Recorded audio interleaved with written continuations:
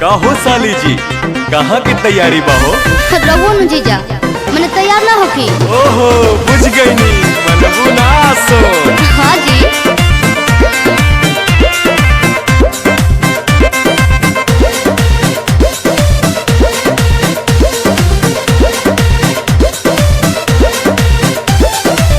जातारू माई के दर्शन तू करे। हाँ जी। काहे के लगलू है साजे सवारे। मैंने तैयार ना होकी। अरे जल्दी होखा।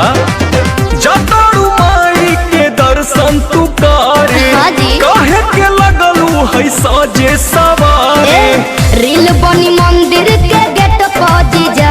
अच्छा वीडियो बना के डालब नेट पर जीजा। ओके। बुलेट पर जीजा का? बुलेट पर जीजा बोला ले चले घुमावे बुलेट पर जीजा। जरूर हो। बुलेट पर जीजा बुलेट पर जीजा ले चले घुमावे बुलेट पर जीजा। बुझनी हम सब बुझतानी।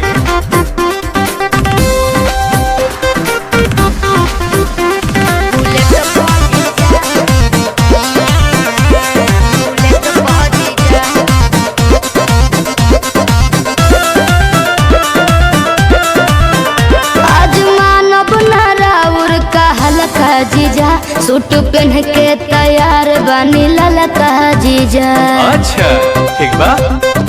ए जीजा जी सुना जौन कहबू खाए के साली उ घर ही लिया दे हबो। अरे ना जी। डेयरी मिल्क कहा चॉकलेट तू पैकेट खिया दे हबो। मालूम ना हम चॉकलेट पा जीजा। अरे चाउमीन चाट के प्लेट पा जीजा। बुलेट पा जीजा का? बुलेट पा जीजा बोला। ले चले घुमावे बुलेट पा जीजा। आहो। बुलेट